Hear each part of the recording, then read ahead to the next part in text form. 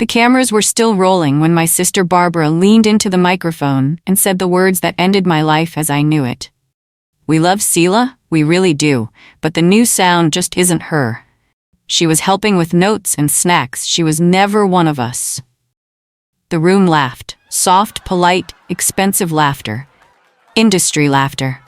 The kind people give when they don't want to embarrass the person on the stage, only the person sitting in the third row. I was the person in the third row. Kiana, my other sister, leaned in next. She did her little head tilt, the one our manager taught her for sympathy shots. "Selah is going to focus on her own journey," she said. She wasn't ready for this level. Behind them, the banner unrolled. 2 sisters, 2 faces, 1 new logo. The brand we built as a trio for 6 years had been cut down to a duo in front of 40 journalists and a live stream of 1.3 million people. I sat very still. I did not cry. I did not stand up. I did what I always did when they hurt me. I listened, I memorized, and I waited. That was the day I stopped being quiet. My name is Selah Reed. I am 24 years old. I am a songwriter. Before I take you any deeper into this story, hit that like button and subscribe, because what comes next is the kind of comeback you rewatch with your friends. Drop your city and your local time in the comments. I love seeing where in the world people are tuning in from. Alright, back to the story. I have written every song my sisters have ever performed, every chorus that trended, every lyric that got tattooed on a fan's arm, every line that made a stadium of teenage girls cry into their phones, every word. Barbara has the voice, Kiana has the body. Together they shine on camera like 2 stars cut from the same sky. I have the pen. For 6 years that pen built our group. It built our deals, our endorsements, our magazine covers, our #1s in 12 countries. It built the houses my parents now live in. It built the car my sisters fight over. And on a Tuesday afternoon in front of a global live stream, Barbara and Kiana told the world that pen had never been part of the music. They were about to find out how wrong they were. Growing up, my house ran on one quiet rule. Barbara and Kiana were the show. I was the lights. Barbara was born loud. She came out of the womb singing, my mother used to joke. By age 4, she was doing splits on coffee tables. By 8, she had won her first talent show. My mother kept the trophy on a shelf above the family photos, where you could see it the moment you walked in. Kiana was born sharp. She could not sing well, but she could move. She copied music videos, beat for beat. Every choreographer who saw her said the same thing. This girl is built for stage. Then there was me, Selah, the middle one, quiet, bookish, always with a notebook in my hand. My mother used to tap my notebook and say, "That's nice, darling, but real talent shows itself in the spotlight." I learned early that in our house, talent only counted if it could be filmed, so I wrote, in my room, late at night, under blankets with a flashlight, songs about everything I felt and could not say at the dinner table. By the time I was 13, I had over 200 songs. By 15, my sisters had started borrowing them. I was 16 when our group, Reed 3, was discovered. We were at a charity event for our school. Barbara was supposed to perform a popular cover. 2 days before, she lost her voice. My mother panicked. My father shrugged. Kiana cried because she was supposed to dance behind her. I walked into the kitchen and slid a piece of paper across the table. "I wrote something for the 3 of us," I said. "Barbara can lip the lower parts. Kiana can take the bridge. I'll take the lead until her voice comes back." The song was called Glass House. I had been working on it for 3 months. It was about 3 sisters who looked perfect from the outside and were quietly cracking inside. We performed it. People filmed it. One of those phones belonged to the niece of an A&R scout from Velvet Crown Records. Within a week, Cassidy Vincent herself, the CEO of Velvet Crown, was at our living room table offering us a development deal. She looked at Barbara and saw a star. She looked at Kiana and saw a brand. She looked at me and asked if I was the writer. I said yes. She smiled. My mother smiled wider. Nobody asked me what I wanted. The first 3 years were the dream version of the story. I wrote. They sang. We grew. We toured small first, then bigger, then arenas. Glass House went platinum. Our second song, Paper Doll, hit #1 in 7 countries. Our third, Cold Sundays, made the internet lose its mind for 4 straight weeks. Every credit on every release said the same thing. Written by Selah Reed. Then came album 3. I will never forget the day I unwrapped my own physical copy. I flipped to the credit page like I always did. My eyes scanned for my name. It was not there. The credits read, written by Reed 3, as if all three of us had sat in a circle and pulled the words out of a shared bowl. I called Cassidy. "It's a brand decision, sweetie," she said. "Audiences connect more to a unified group. Your name is in the back of the booklet." I checked the back of the booklet. My name was there in a font so small you needed a phone flashlight to read it. I asked Barbara about it that night. She did not look up from her phone. "You're a Reed," she said. "It still says Reed." That was the first time I truly understood. They were already replacing me. After the credit change, the public stopped seeing me at all. Magazine shoots cut me out of the cover. Interviews scheduled only Barbara and Kiana. Music videos used me as a silhouette in the back. The label said it was about brand cohesion. The brand was clearly not me. I started getting tagged in fan posts as the cousin. The third Reed sister. The one in the back. The shy one, the one fans had to scroll 3 carousels to find. Cassidy gave me a gentle little smile every time I brought it up. "Selah, you are the heart. You don't need the spotlight. The spotlight is a job. The pen is a calling." She said it like a compliment. It was a leash. Meanwhile, Barbara started doing solo magazine covers. Kiana got her own dance brand deal. They flew to fashion weeks. I stayed home and wrote. My parents called me every Sunday. They never asked about the songs. They asked about Barbara's outfits and Kiana's followers.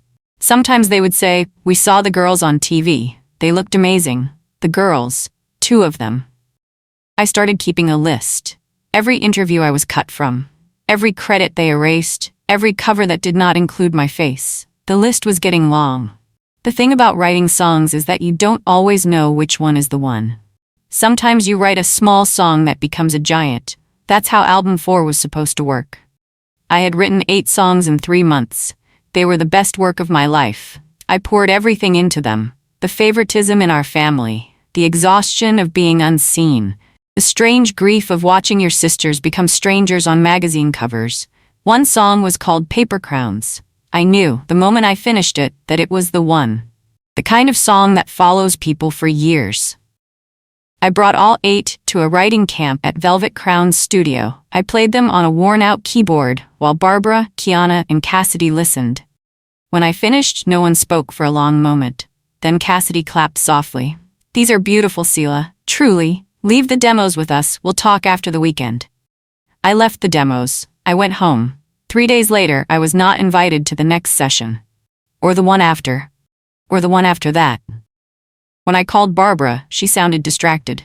"We're polishing them," she said. "Don't worry about it. You'll get a thank you in the booklet." I should have run that day.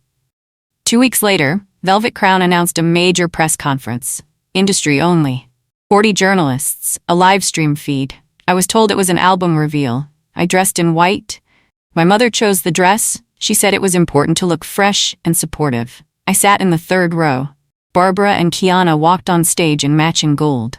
The lights dimmed. The new album cover dropped on the screen behind them. The album was called Crowns. 8 songs, all 8 of mine. Then Barbara leaned into the mic and said the words I told you about in chapter 1. But I left out the worst part. After they laughed about me being there for snacks and notes, Kiana looked directly at the camera. To everyone asking, "No, Selah is not on the album." She gave us a few rough ideas, but we built every song from scratch. We just want to be honest with our fans. The journalists scribbled. The live stream chat exploded. My phone buzzed against my hip with notifications I did not need to read.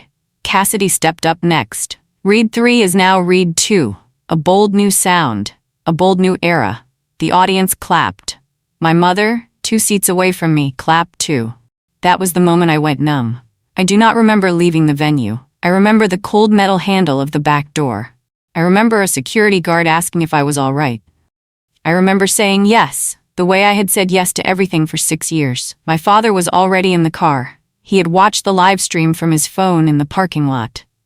"Don't make a scene tonight," he said before I had even shut the door.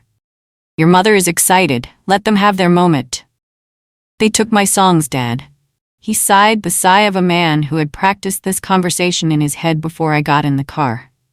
"Selah, you write, they perform. You get paid. Why are you trying to break the family apart over credit? Credit is the music, Dad. Without my credit, those songs aren't mine. They're theirs, forever. He turned the radio up.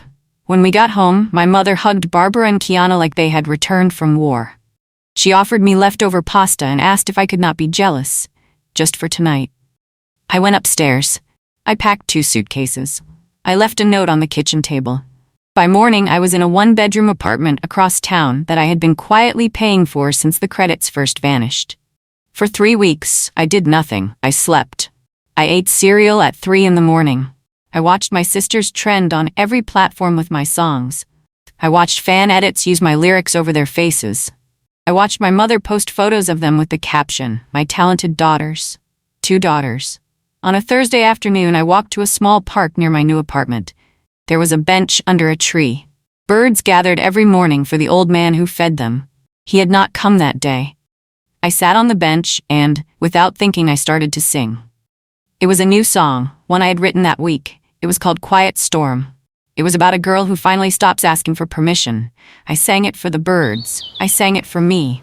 I sang it because singing was the only thing in the world that did not lie to me. When I finished, someone behind me clapped. Once, twice, 3 slow claps.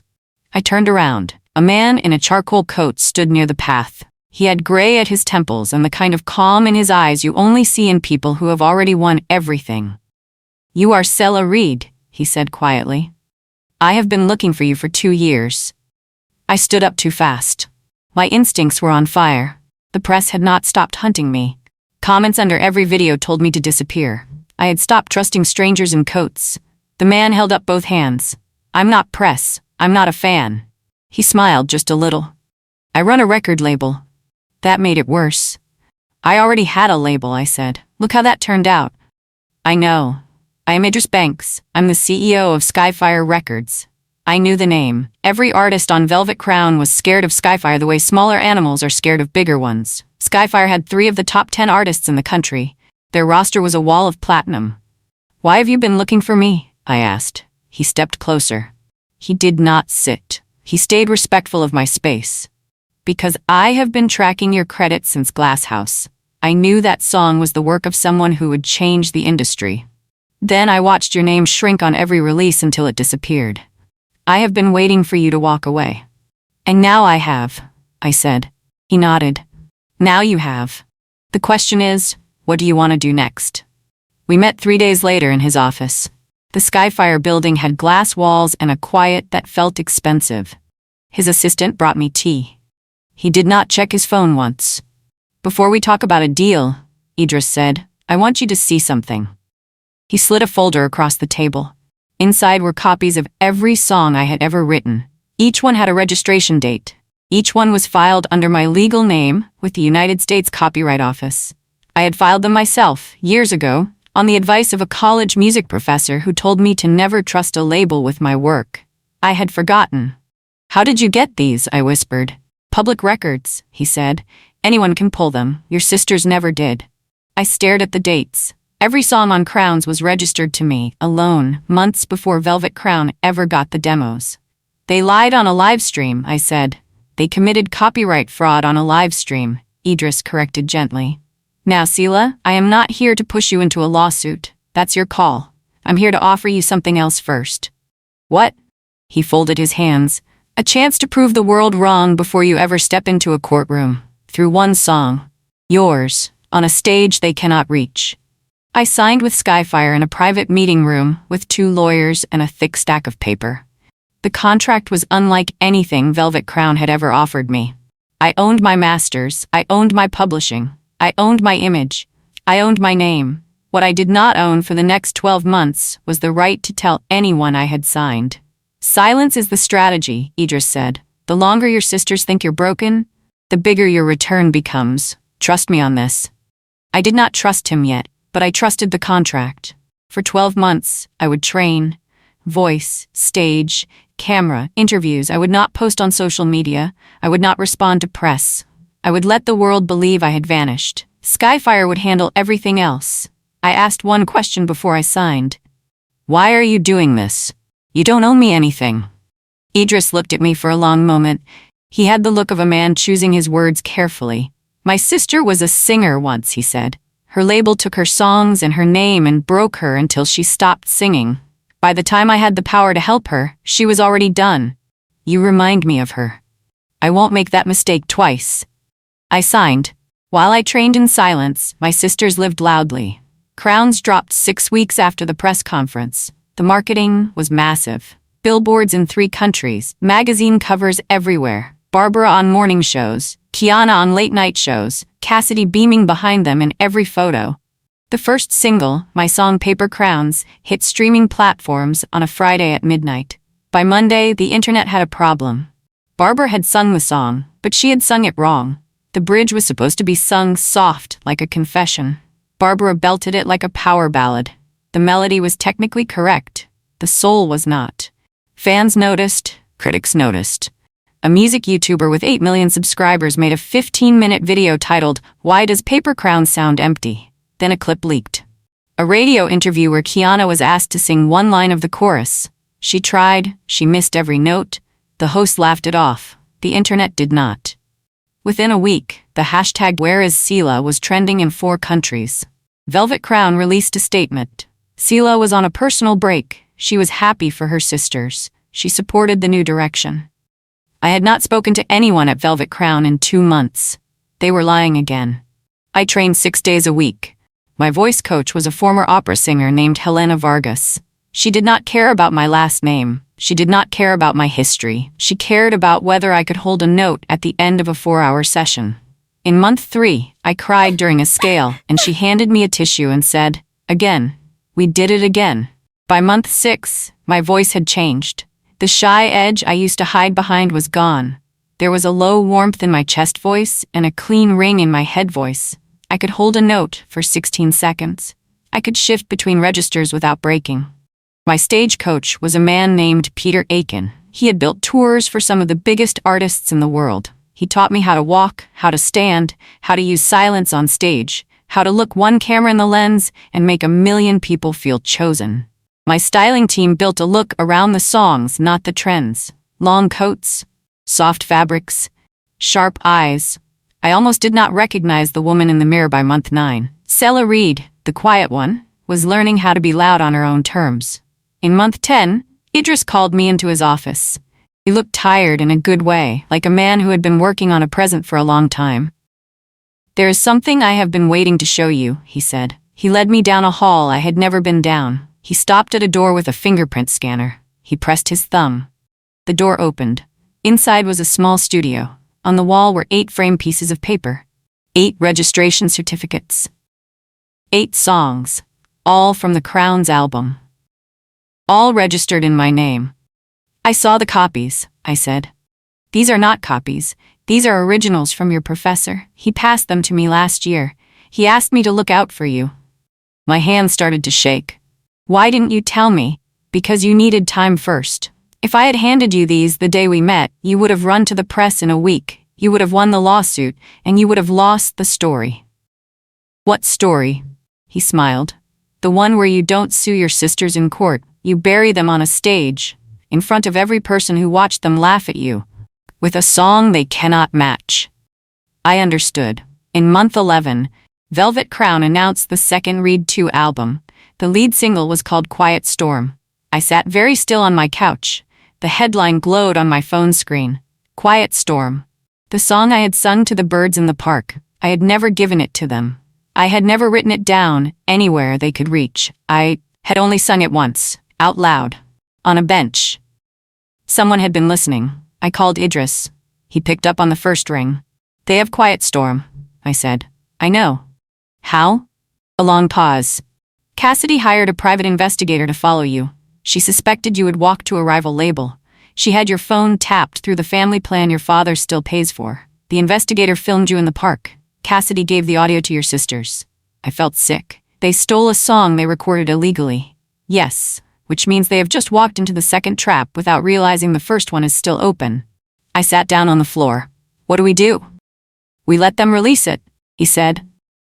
"Then we release the original." I closed my eyes. "With my voice. With your voice." For the next 3 weeks, Skyfire became a war room.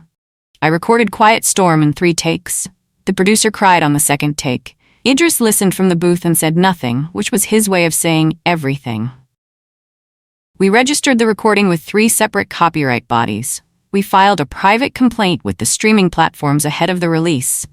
We sent legal letters to every major outlet, sealed, to be opened only on a specific date. Skyfire's marketing team built a launch strategy I did not fully understand at first. There would be no announcement, no teaser, no countdown. The song would drop the same exact minute as Velvet Crown's version of Quiet Storm. Same Friday, same midnight, 2 versions of the same song, different voices, different labels, different stories. The internet would do the rest. Idris also booked 1 performance slot at the Stardust Music Awards, the biggest televised music event of the year. 40 million viewers. The performer was listed only as TBA. He did not tell me until the night before. "You're walking out on that stage in 9 days," he said. "And the second version of Quiet Storm drops the moment you finish the first verse." I asked, "Will my sisters be there?" He nodded. Front row. Nominated for Best Duo. The night before the awards, I could not sleep. I sat on my apartment floor in front of the dress Skyfire's stylists had built for me. It was deep blue, the color of the sky just before a storm. There was a single silver thread woven through the fabric. The stylist said it was for the lyric in the second verse. The thread that would not break. My phone lit up at midnight. It was my mother. The first call from her in 11 months. I let it ring. She left a voicemail. I listened to it standing at the window of my apartment. "Selah, darling, it's Mom.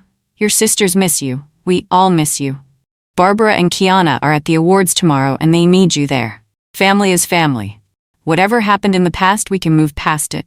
Please come. The album is doing so well, but the public wants to see all 3 of you. Just for one night, just for the cameras. Will you do that for me?" I deleted the voicemail. Then I sent 1 text to Idris. It said 2 words. "Let's go." He texted back 2 words. "See you." I slept like a stone. I arrived at the Stardust Music Awards through a side entrance. My team brought me directly to a private dressing room. The producer of the show came in to confirm the performance order. I was the closing act. I asked 1 question. "Are my sisters in the building?" He nodded. "Front row, table 7. Their names are on the placards." I waited until the show started. Then I asked for 1 favor. I wanted to walk past their table on my way to the warm-up room. I wanted them to see me before the world did. The producer hesitated, then nodded. I walked the floor in my deep blue dress. The crowd was busy with the host's opening jokes. I moved quietly along the edge of the room. I passed table 7. Barbara saw me first. Her champagne glass froze halfway to her mouth. Kiana looked up next. Her face went white, then red, then white again. Cassidy was sitting between them. She turned her head slowly, like a woman watching a building she set on fire start to burn. I did not stop. I did not speak. I gave them a small nod and kept walking. Behind me I heard Barbara whisper, sharp as a blade, "What is she doing here?" I let the door close on her question. 2 hours later, the host introduced the closing performance. "Tonight, we have a Skyfire Records exclusive, a debut, a return. Some of you know this name. Many of you are about to meet her for the first time. Please welcome to the Stardust stage, Selah Reed." The arena went still. 40 million viewers leaned forward. The screens went dark. I walked on stage in the deep blue dress. A single white spotlight followed me to center stage. No band on the riser, no backup dancers, no flashy intro, just me, a microphone, a piano in the dark. I let the silence stretch, 12 seconds. Long enough that the cameras cut to the front row, where Barbara and Kiana sat frozen like wax figures. Then I sang the first line of Quiet Storm. The arena exploded. Not with cheers, with recognition. Phones lifted in waves across every table. Cassidy stood up, then sat down, then stood up again. I sang the first verse exactly the way I had sung it for the birds. Soft, slow, honest. When I hit the bridge, the lights came up. A full orchestra rose behind me on the riser. The choir entered. The song became the song it had always been meant to be. The crowd was on their feet. When the last note faded, the arena gave me a standing ovation that lasted 42 seconds. I counted. The producers later said it was the longest in the show's history. Then the host walked back on stage. He had a sealed envelope in his hand. His face was serious. The crowd quieted. "We have an unusual moment in our show tonight," he said. Skyfire Records has asked for 30 seconds. Mr. Idris Banks. Idris walked out in a black suit. He stood next to me. He held a folder. 40 minutes ago, he said into the mic, Skyfire Records released the original recording of the song you just heard. It is now the #1 trending song in 27 countries. The song was written by Selah Reed. It was registered to her 3 years ago. So were the 8 songs on Velvet Crown's album Crowns. We have filed a federal copyright complaint against Velvet Crown Records. The Crowns album is being pulled from every major streaming platform tonight. The Reed 2 nomination for Best Duo is being withdrawn by the Stardust Awards Committee, effective immediately. He turned to me. He smiled. He left the stage. The cameras cut to table 7. Barbara was crying. Kiana had her face in her hands. Cassidy's chair was already empty. The next 48 hours rewrote the music industry. Velvet Crown lost its top 3 artists in 3 days. Cassidy was removed from her position by the board the following Tuesday. 2 former Velvet Crown executives went on the record about a pattern of credit theft going back 9 years. 3 other songwriters came forward with their own stories. My sisters tried to recover. Barbara posted a tearful apology on Instagram. It got 15 million views and a lot of negative comments. Kiana went on a podcast and tried to blame Cassidy for everything. The host played the livestream clip back to her on air. The clip where Kiana looked into the camera and said I had only given them rough ideas. The podcast went viral for all the wrong reasons. My parents called me 11 times in 1 week. I did not pick up. On the 12th call, my father left a voicemail. Selah, we made a mistake. Your mother and I are sorry. The girls are sorry. Please come home. The press is camped outside our house. We need you. I listened to the voicemail twice, then I deleted it. I had not been part of that home for a long time. They just had not noticed. I blocked all 3 of their numbers that night. Then I went back to writing. 6 months later, Quiet Storm was the song of the year. It had over 2 billion streams. It had won 3 Stardust Awards, including Song of the Year and New Artist of the Year. Helena Vargas, my voice coach, had cried in the front row when my name was called. Idris had given a small bow from his seat and let me take the stage alone. Paper Crowns, the song my sisters had ruined, had been pulled from streaming after the lawsuit. I re-recorded it myself and released it as the 2nd single from my own album. It debuted at #1. The version Barbara had sung was now a meme. People used it as an example of how not to sing a song with feelings in it. I sold out a 60-city world tour in under 2 hours.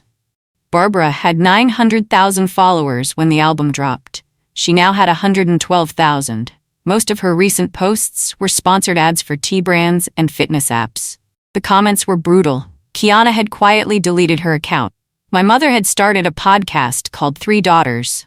It was canceled after 2 episodes when nobody listened. I never said one word publicly about my family. I let the music say everything. A year after the awards, I went back to the bench in the park. The old man with the bird seed was there again. He smiled at me the way he always had, like I was just a young woman who liked to sing to sparrows. I sat down. I closed my eyes. I sang a few lines of a new song I had not finished yet. When I opened my eyes, a girl was standing in front of me. She was maybe 15. She had a notebook clutched against her chest. "Are you Selah Reed?" she whispered. I nodded. She held out the notebook. Her hands were shaking. "My sister tells me my songs are stupid. My mom tells me to focus on something useful. I write in here when nobody is watching. I just wanted to ask, should I keep going?" I took the notebook. I flipped through 3 pages. The girl had something. The kind of something I had at her age. The kind of something the world tries to crush before you learn to protect it. I tore a page from the back. I wrote 1 phone number on it. The number for my new artist development program at Skyfire. "Call this on Monday," I said. "Don't let anyone read your songs before I do." She started to cry. I gave her a small nod. Then I walked home. If this story moved something deep inside you, pour your thoughts into the comments below. And if you have ever had to walk away from people who only saw you when they needed you, or you are still gathering the courage to walk, you are seen here. Hit subscribe, leave a like, and stick around. The next story is already waiting for you.